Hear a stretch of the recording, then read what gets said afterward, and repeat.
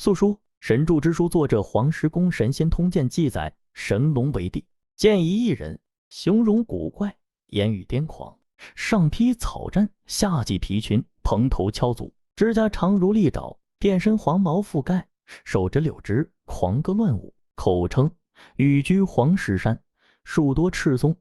故名黄石公。也有人认为黄石公即赤松子，二者为一人。又有传是秦末汉初的五大隐士之一，他是中国道教史上的传奇人。关于黄石公，《史记》所引引孔文祥云：黄石公，相传黄石公在宜桥遇张良，便以石鞋方式是张良，见其是可造之才，遂以素书相赠。而张良正是凭此书辅佐刘邦，成就霸业。张良是战国时期的韩国人，秦始皇为一统天下而灭韩，张良为报灭国之仇，于西元前218年组织一干人密谋刺杀秦始皇，但整个行动最后以失败而告终。张良却被迫远走他乡，亡命天涯。转机就在张良沦落到一个叫下邳的地方时出现了，具体的过程到现在已经无从考证了。我们只知道当时的张良在一个极具戏剧性的场合遇到了一个老人，经过了种种苛刻的考验，老人认定张良孺子可教矣，遂收其为徒，将一卷帛书交与其手，并交代读此书者可为帝王者师，13年后你再到极北的古城山下找我。这本书正是素书。此后老人虽再不曾出现过，素书中博大精深而又极具实用价值的智慧却彻底地改变了张良的命运。熟读素书后的张良，由一介莽夫成长为一个运筹帷幄的谋略大师，后成为汉高祖刘邦的谋臣，是汉朝的开国元勋之一，与萧何、韩信同为汉初三杰，又名谋圣。素书仅有6章132句1336字，字数虽少，但字字珠玑，语语精华，内容融汇儒、道、兵、术，是诸家之精，重德崇义，想谋略。书中语言精炼，人性把握精准，处事谋略独到。史传张良得此书，遂辅佐刘邦，成就霸业。刘邦治人治事之宝典，成就伟业之奇书，既有治国安邦的大谋略，也有为人处事的智慧。素书原文诵读。素书原始章第一，夫道，德、仁、义、礼、武者，一体也。道者，人之所导，使万物不知其所由；德者，人之所得，使万物各得其所欲；仁者，人之所亲，有辞慧恻隐之心，以遂其生存；义者，人之所宜，赏善罚恶，以立功立事；礼者，人之所履，夙兴厌媚，以成人伦之序。夫欲为人之本，不可无一焉。贤人君子，明于盛衰之道，通乎成败之术，审乎治乱之事，达乎去就之理。若识之而行，则能及人臣之位；得机而动，则能成绝代之功。如其不遇，莫身而已。是以其道足高，而民重于后代。黄石公素书6章浅释。一、事物缘起，原始章第一。贤人君子，明于盛衰之道，通乎成败之术，审乎治乱之事，达乎去就之理。故前居报道，以待其时。若识之而行，则能及人臣之位；得机而动，则能成绝代之功。如其不遇，莫身而已。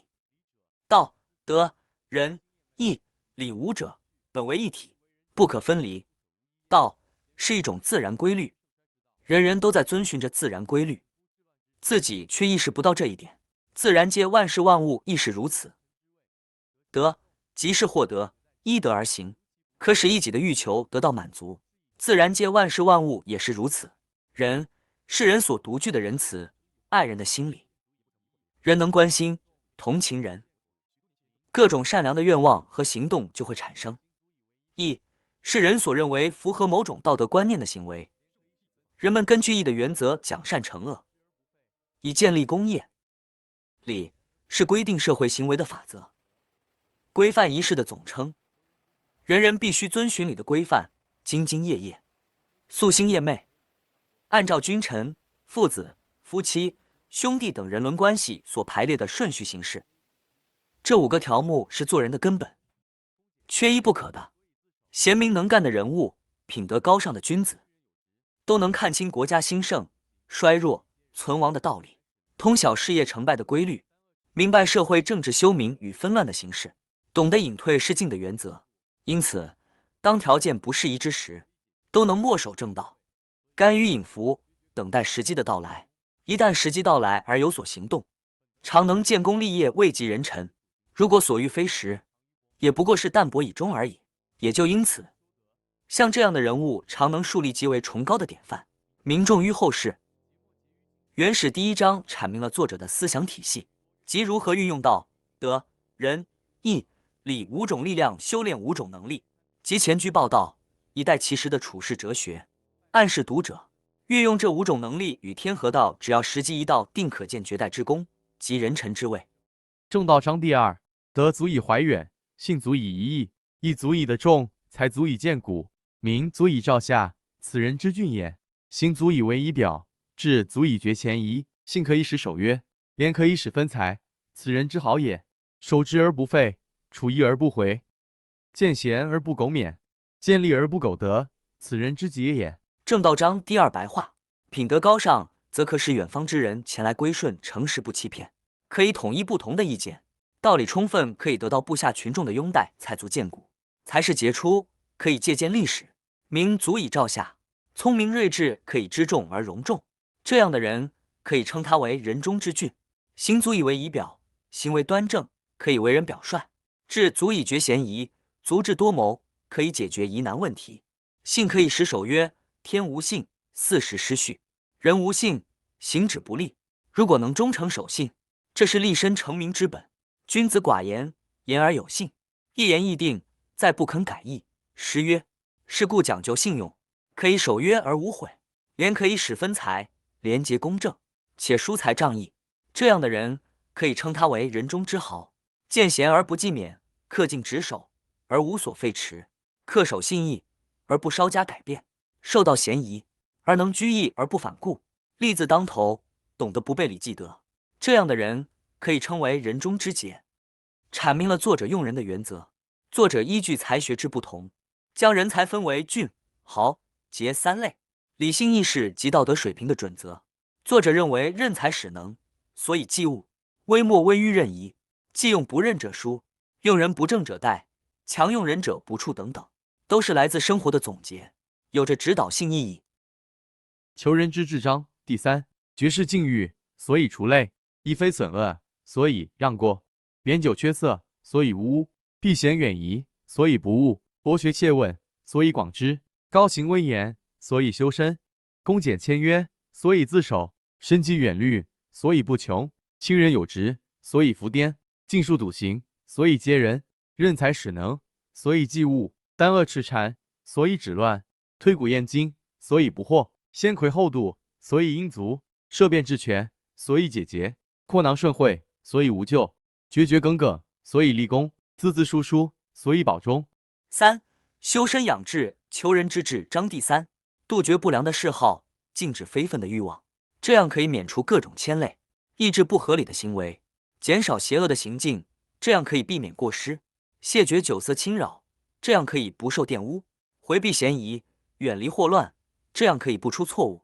广泛的学习，仔细的提出各种问题，这样可以丰富自己的知识，行为高尚，词锋不露，这样可以修养身心，陶冶性情，肃静、节俭、谦逊、简约，这样可以守身不辱，深谋远虑，这样可以不至于困危，亲近仁义之士，结交正直之人，这样可以在逆境中得到帮助，为人尽量宽容，行为敦厚，这是待人处事之道。任才使能，使人人能尽其才，这是用人成事之要领，抑制邪恶，斥退谗佞之徒，这样可以防止动乱，推求亡古，验证当今，这样可以不受迷惑，了解事态，心中有数，这样可以应付仓卒事变，采用灵活手法，施展权变之术，这样可以解开纠结，心中有数，闭口不言，凡事能顺从时机，这样可以远怨无咎，坚定不移，正直刚强，这样才能建功立业，勤勉替力，心地善良，这样才能善始善终。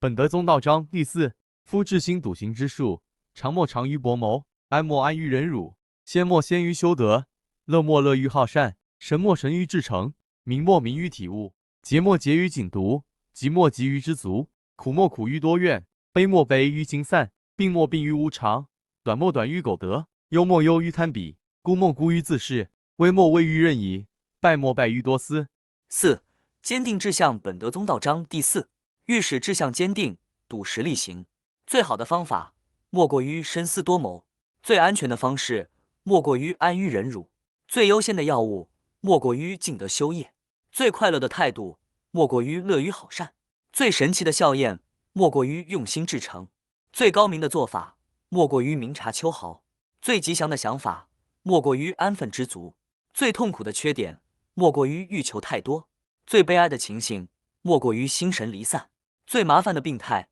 莫过于反复无常，最无聊的妄念莫过于不劳而获，最愚昧的观念莫过于贪婪卑鄙，最孤独的念头莫过于目空一切，最危险的举措莫过于任人而疑，最失败的行径莫过于自私自利。道义章第5。以明示下者暗，有过不知者弊，明而不反者惑，以言取怨者惑，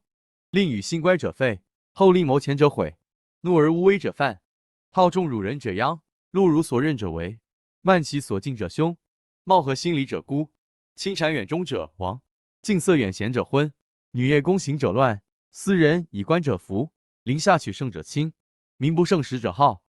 略己而责人者不智，自厚而薄人者弃废，以过其功者损，群下外溢者伦，既用不任者疏，行赏吝啬者举，多许少语者怨，既允而拒者乖，博施厚望者不报，贵而望见者不久，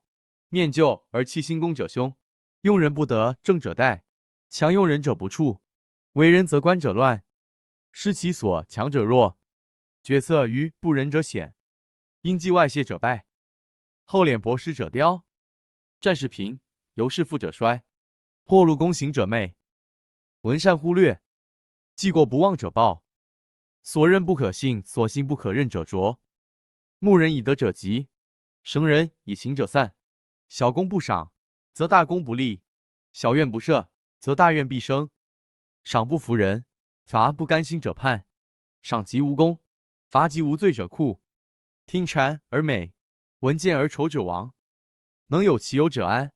堪人之有者残。5. 奉行仁义遵义章第5。在部下面前显示高明，一定会遭到愚弄；有过错而不能自知，一定会受到蒙蔽；走入迷途而不知返回正道，一定是神志惑乱。因为语言招致怨恨，一定会有祸患；思想与政令矛盾，一定会坏事；政令前后不一，一定会失败；发怒却无人畏惧，一定会受到侵犯；喜欢当众侮辱别人，一定会有灾难；对手下的大将罚之过当，一定会有危险；怠慢应受尊重的人，一定会招致不幸；表面上关系密切，实际上心怀异志的，一定会陷于孤独；亲近谗客，远离忠良，一定会灭亡；亲近女色，疏远贤人，必是昏贵目盲；女子干涉大政，一定会有动乱；随便将官职到处乱送，政治就会出现乱象；欺凌下属而获得胜利的，自己也一定会受到下属的侵犯；所享受的名声超过自己的实际才能，即对自己马虎，对别人求全责备的无法处理事务，对自己宽厚，对别人刻薄的，一定被众人遗弃；因为小过失便取消别人的功劳的，一定会大失人心；部下纷纷有离异之心，必定沦亡；既然用了人却不给予信任，必定导致关系疏远；论功行赏时吝啬小气，行于颜色，必定使人感到沮丧；承诺多，兑现少，必招致怨恨；起初结成欢迎，末了又拒于门外，一定会恩断义绝，给予别人很少，却希望得到厚报的，一定会大失所望；富贵之后就忘却贫贱时候的情状，一定不会长久；念及别人旧恶，忘记其所立新功的，一定遭来大凶；任用邪恶之徒，一定会有危险；勉强用人，一定留不住人；用人无法摆脱人情纠结，政事必越理越乱，失去自己的优势，力量必然削弱；处理问题、制定决策时向不仁之人问计，必有危险；秘密的计划泄露出去，一定会失败；横征暴憨、博施寡恩，一定会衰落；奋勇征战的将士生活贫穷，骨舌摇唇的游士安享富贵；国势一定会衰落；